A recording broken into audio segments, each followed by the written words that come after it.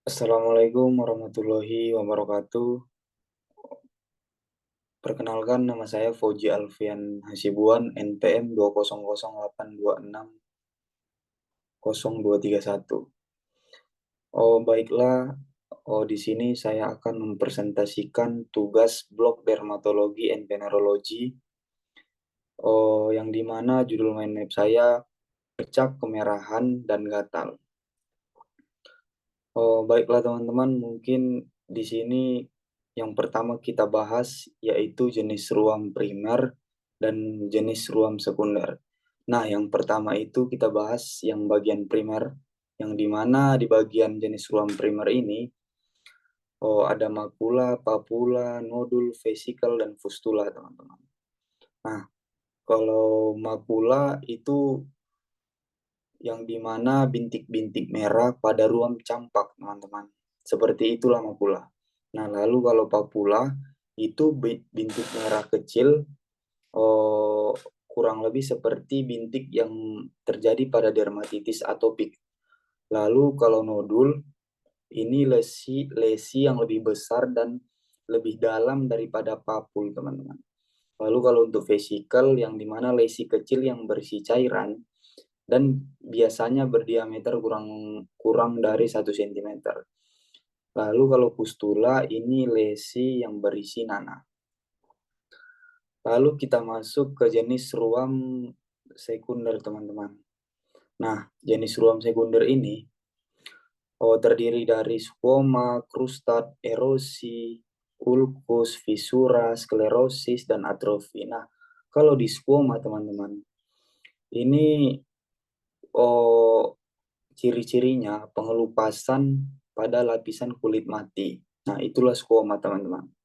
Lalu kalau krustat itu di mana pembentukan lapisan keras dari serum, darah, atau nanah yang mengering.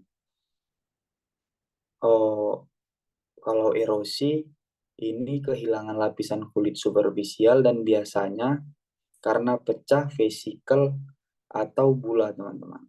Lalu kalau ulkus ini jaringan yang oh, kehilangan jaringan kulit yang lebih dalam. Nah, ini seringkali seringkali dengan tepi yang tidak rata, teman-teman.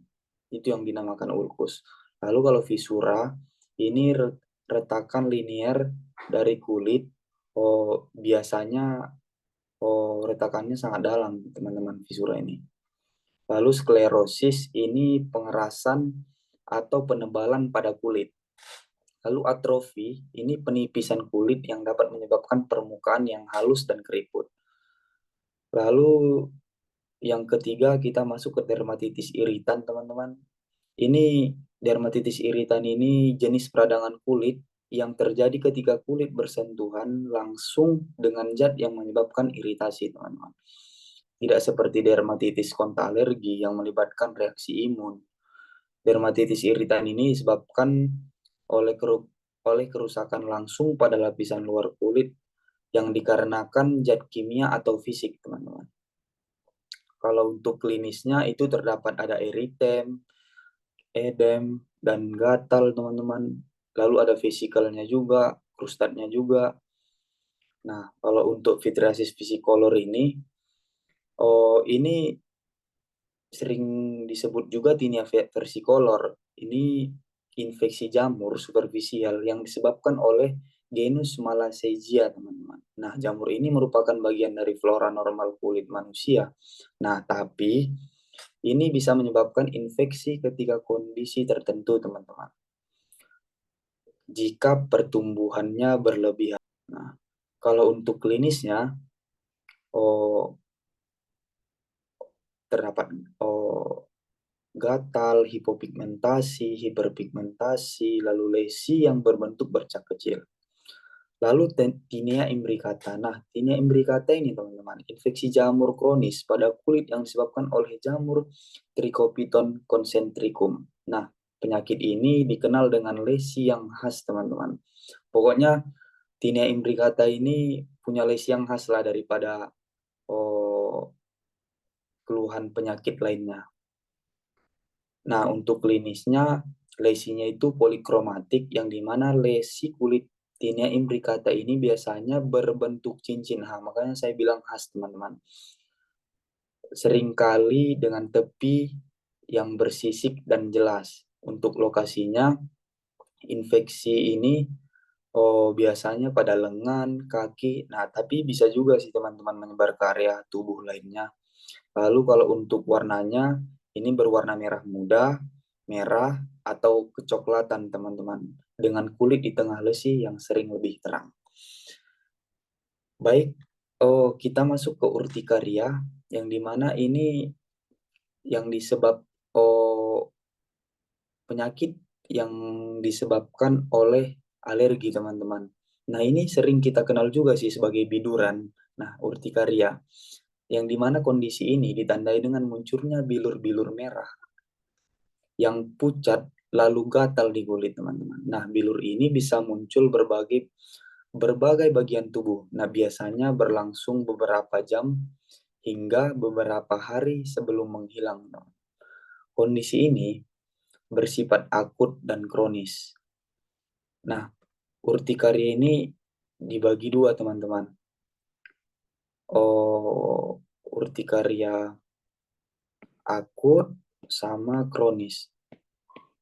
Kalau untuk perbedaannya, teman-teman, ini cuman oh, di perbedaannya itu cuman di waktu, teman-teman. Kalau kronis itu biasanya 72 72 jam ke atas, kalau akut itu cuman beberapa jam, teman-teman. Kalau untuk klinis, kronis dan akut itu tidak beda jauh. Terdapat angiodema, gatal, dan juga eritem. Lalu selanjutnya kita masuk ke dermatitis atopi. Nah, dermatitis atopi ini menyebabkan kulit menjadi merah, gatal, dan meradang. Ini salah satu jenis dermatitis yang paling umum dan biasanya muncul pada masa kanak-kanak, meskipun dapat berlanjut hingga dewasa. Jadi kasus dermatitis atopi ini, teman-teman, sangat banyak didapat di pada masa kanak-kanak dan pasiennya juga banyak yang anak-anak. Lalu untuk klinisnya terdapat ruam, gatal, terdapat krusta, lalu hiperpigmentasi, lalu dia infeksi sekunder, teman-teman. Mungkin infeksi sekunder sudah saya jelasin tadi, teman-teman, di awal. Ada skoma, krustat, erosi, ulkus. Pokoknya bagian infeksi sekunder itu psoriasis, yang dimana psoriasis ini untuk etiologinya penyakit autoimun, teman-teman, yang sangat kronis dan mempengaruhi kulit. Untuk klinisnya terdapat edem, krusta, gatal, dan nyeri. Lalu tinea corporis, yang dimana tinea corporis ini infeksi jamur pada kulit yang disebabkan oleh dermatofita. Nah, oh, biasanya jenis jamurnya itu ada Microsporum, Trichopiton, dan Epidermophyton. Untuk klinisnya ruam berbentuk cincin, lalu gatal, lalu krusta, teman-teman.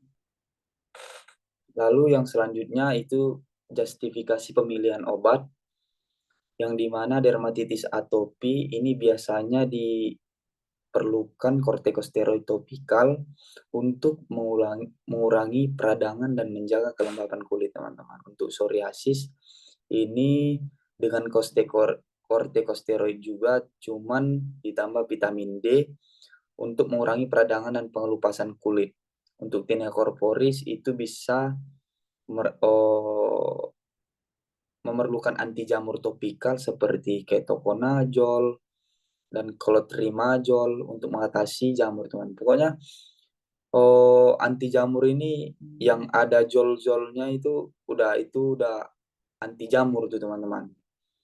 Kita kasih aja farmakologinya itu. Lalu alergi atau kontak dermatitis ini kortikosteroid topikal atau antihistamin, teman-teman, dapat membantu mengurangi gatal dan peradangan.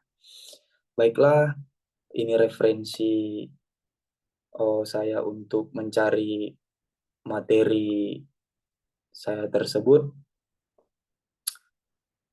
Baiklah, jika ada Kurangnya saya mohon maaf, kepada Allah saya mohon ampun. Assalamualaikum warahmatullahi wabarakatuh.